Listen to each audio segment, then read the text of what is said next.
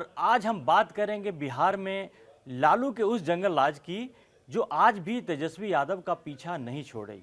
ये साफ तौर पे दिख रहा है कि जो चुनाव जब जब वहाँ पे चुनाव होते हैं तो तेजस्वी जब मैदान में कूदते हैं बताते हैं अपने आप को कि यंग हैं और डेवलपमेंट की जब बात करते हैं, लेकिन लालू राबड़ी राज में जंगल राज रहा है उसकी जो स्मृतियाँ रही, उनसे जो यादें रही हैं उनका पीछा नहीं छोड़ती हैं।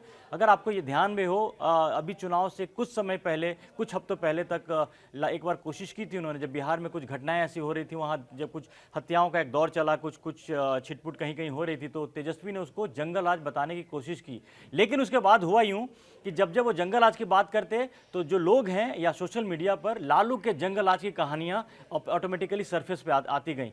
तो उसके बाद तेजस्वी यादव ने एनालाइज किया कि जो जंगल राज का जो हम जो कॉन्सेप्ट बनाने की कोशिश कर रहे हैं वो हमें ही उल्टा पड़ रहा है। तब से उन्होंने जंगल राज का वो उनकी बातें करनी बंद कर दी। तो प्रशांत, यही चीज़ है कि जो बार बार कहते हैं ना कि जो पुरानी चीज़ें आपके लिए कैसे उनके गले की हड्डी बनी हुई है, उनका फांस बना हुआ है, कि वो जब भी लॉ एंड ऑर्डर की बात पे अटैक करने की कोशिश करते हैं नीतीश कुमार पर, वो उल्टा घूम करके वो जो पुराने लालू और राबड़ी राज के जो जंगल राज जिसको कहा जाता था वो आकर के पीछा करते हैं और वहां पर तेजस्वी को बैकफुट पर आना पड़ता है। यही वजह है कि शायद नीतीश कुमार कमजोर होने के बावजूद, उनका हेल्थ खराब रहा है, सब कुछ रहा है, बावजूद इसके नीतीश कुमार का जो शासन रहा है उसमें जो लॉ एंड ऑर्डर बेटर रहा है, आज भी उनको उसका फायदा मिल रहा है। और ये एक बहुत बड़ा डेंट है दरअसल तेजस्वी के लिए। हालांकि कहा यह जा रहा है कि जो अब नई पीढ़ी है उसने तो वो एरा देखा ही नहीं, वो तो 20 साल पुरानी बात हो चुकी थी। लेकिन ये सोचिए कि वो कितनी गहरी और गाढ़ी लाइन होगी जो घूम करके उनके सामने फिर आ रही है, जिन्होंने उस एरा को भी नहीं देखा है।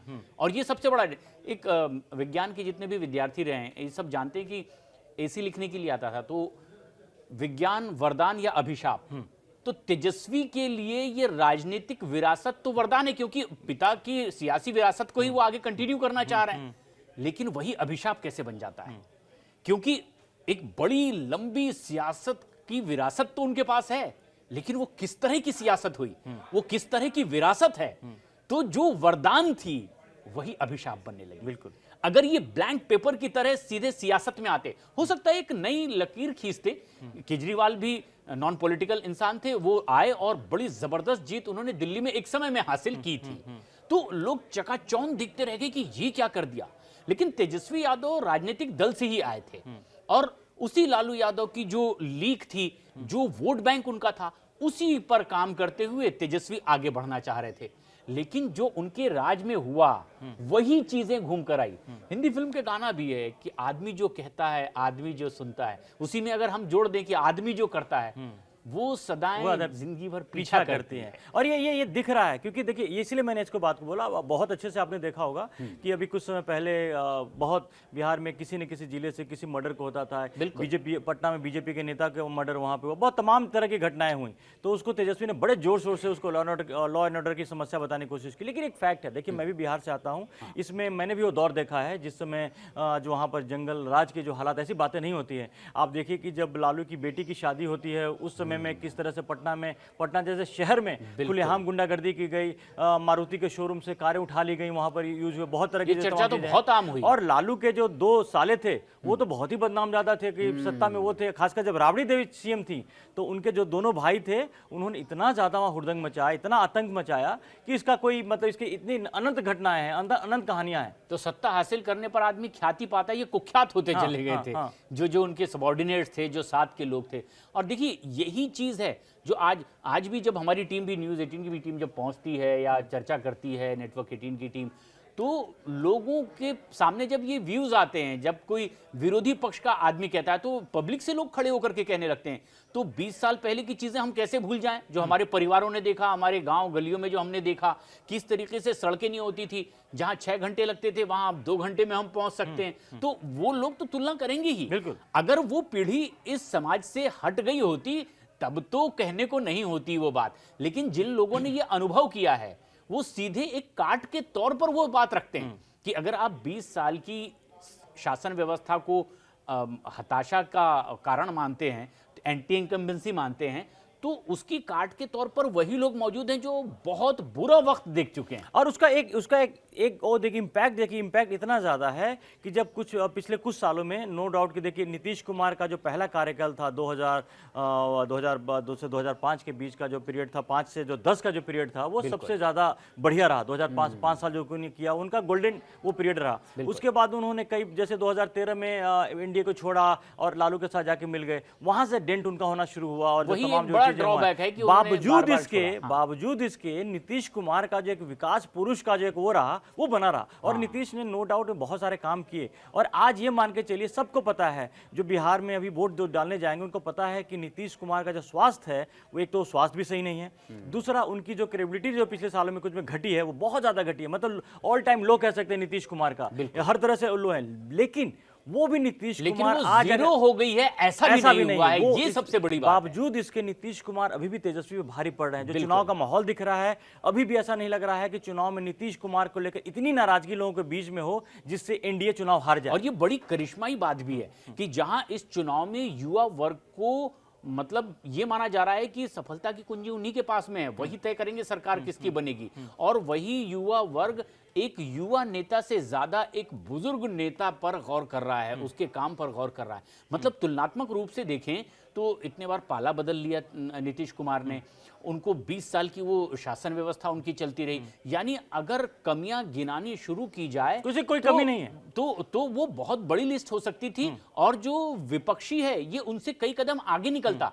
लेकिन यहां तुलना करने के बावजूद नीतीश कुमार अभी भी रेस में अच्छी खासी पोजीशन में दिखाई दे रहे हैं। यही सोचिए कि खराब स्वास्थ्य वाले नीतीश कुमार, 70 साल से ज्यादा वाले नीतीश कुमार, और उनके सामने यंग नेता जो अभी तक सीएम भी नहीं बने तेजस्वी यादव, फिर भी ऐसा कुछ नहीं कर पाए हैं कि लगे कि नीतीश कुमार पर भारी पड़ रहे हैं। ये एक चिंता की बात होनी चाहिए तेजस्वी के लिए। और शायद यही वजह है कि अभी लालू यादव भी हैं वहां पर, जिस तरह से इनको एक्टिव होना चाहिए नहीं दिख रहे हैं वो सामने जाके। हालांकि उनकी उम्र अब उतनी वो नहीं रही एक्टिव होने की, लेकिन चूंकि परिवार की समस्या इतनी उनकी ज्यादा आगे हो गई है कि तेज प्रताप अलग हो गए हैं, अलग चुनाव लड़ रहे हैं। उनकी बेटी भी जो है दूसरी वाली बेटी वो भी उनसे नाराजगी की चीजें चल रही हैं। तो लालू यादव का जो समय था, पिक था, चुनाव जो ताकत थी, राजनीति ताकत, वो परिवार में उलझ कर रह गया है। और तेजस्वी यादव अब से कुछ दिन पहले तक बिल्कुल बैकफुट पर दिख रहे थे। हालांकि चुनाव आने के बाद ऑब्वियसली उनके पास अब ज्यादा चांस है नहीं, मौका नहीं है। वो काफी अग्रेसिव होने की कोशिश कर रहे हैं, वो दिखाने की कोशिश कर रहे हैं कि वो एक ऑल्टरनेटिव सरकार दे सकते हैं। लेकिन अभी भी उनके पास इस बात का जवाब नहीं है कि जो लालू और राबड़ी राज को जो जंगल राज कहा जाता था उससे बेटर वो कैसे दे पाएंगे। और वो अभी भी शैडो के साथ यही सबसे बड़ी बात होती है कि जब कभी सत्ता पलटनी होती है या पलटने का माहौल बनता है तो वो जो शासन में है उससे बड़ी जिम्मेदारी विपक्ष की होती है कि वो ऐसा कौन सा नया फॉर्मूला लेकर आ रहा है जिसके प्रति लोगों का आकर्षण बढ़ जाए कि ये तो एक नई बात कह रहा है। तो वो फॉर्मूला अब तक के दिया गया हो तेजस्वी की ओर से ऐसा नहीं देखा है लोगों ने। हाँ, एक बात चर्चा का विषय बनी और वो ये कि जो 3 करोड़ घर हैं बिहार में, हर घर से एक आदमी को सरकारी नौकरी लगा दी जाएगी। अब ये कैसे होगा? जो नया फॉर्मूला लाया उन्होंने वो इतना बड़ा प्रश्नवाचक चिन्ह के साथ लाया कि वो खुद नहीं समझ रहे हैं कि अगर इसको एक्सप्लेन करना हो तो कैसे एक्सप्लेन करेंगे। बजट कहां से, पैसा कहां से आएगा? और पहली बात, इतनी सरकार, आप रोजगार के अवसर बोल सकते हैं लेकिन आप सरकारी नौकरी सीधे सीधे बोल दें। नहीं, इसका फंडा भी है। अगर प्यून की भी अगर बात करें कि प्यून की भी सैलरी अगर सरकार में देखिए 35-40 हजार का होता है, 40 हजार का मान के भी चले, तो आप इतने पैसे कहां से लाओगे? उतना तो मतलब ये ऐसे उन्होंने बात कह दी है कि जिसमें कोई बिलीव कर ही नहीं सकता है। और इसके एवज काट में बल्कि एनडीए की सरकार ने महिलाओं के अकाउंट में पैसे डाल दिए।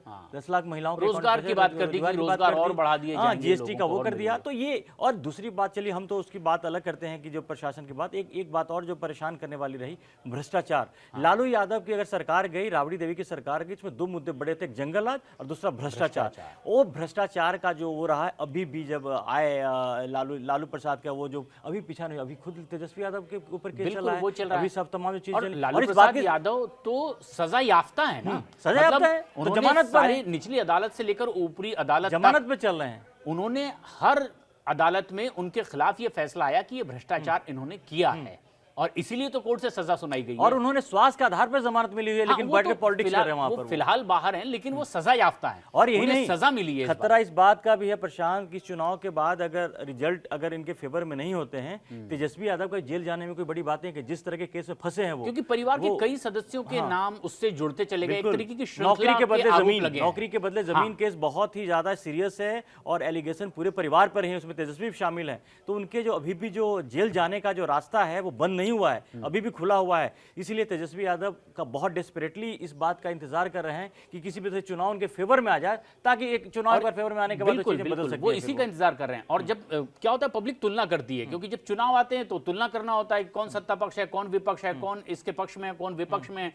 और तुलना करके जिसे बेहतर मानते हैं उसे वोट दे देते हैं। लेकिन अब देखिए कि लालू प्रसाद यादव की इतनी लंबी सियासत, इतनी लंबी विरासत, और उस पर किस किस तरह के दाग लगे। लेकिन एक बात तो अभी भी बिहार की जनता मान रही है कि तुलनात्मक रूप से कंपैरेटिवली नीतीश कुमार पर व्यक्तिगत तौर पर भ्रष्टाचार के वैसे नहीं लगे। आरोप लगाने की बात कहीं बिहार में नहीं आई। तो जनता जब ये तुलना करती है कि एक बार तो लालू यादव के परिवार को क्या फिर सत्ता दे दी जाए, करीब और 20 दूसरी साल तरफ से, नीतीश कुमार है। 2 दशक से सीएम हैं, बिल्कुल। बीच में कुछ साल नहीं रहे, जीतन राम मांझी रहे, लेकिन इसके बावजूद नीतीश कुमार पर किसी तरह का भ्रष्टाचार का मामला नहीं होना और लॉ एंड ऑर्डर में एक बेटर उनका जो ट्रैक रिकॉर्ड बेटर होना, ये आज भी तेजस्वी पे भारी पड़ रहा है। और उल्टे उधर तेजस्वी यादव भ्रष्टाचार और अपने पिता के और माता के जो जंगल राज का जो उन पे एक शैडो जो उनके साथ चल रहा है, उसको मिटाने में अभी तक कामयाब नहीं हो पा रहे हैं। और ये सबसे बड़ी मुसीबत है जो इनके साथ साथ चल रही है। इस चुनाव में भी इसका असर पड़ेगा, ये साफ दिख रहा है। अब तेजस्वी इसको कैसे मैनेज कर पाते हैं ये देखने वाली बात होगी, लेकिन ये चुनाव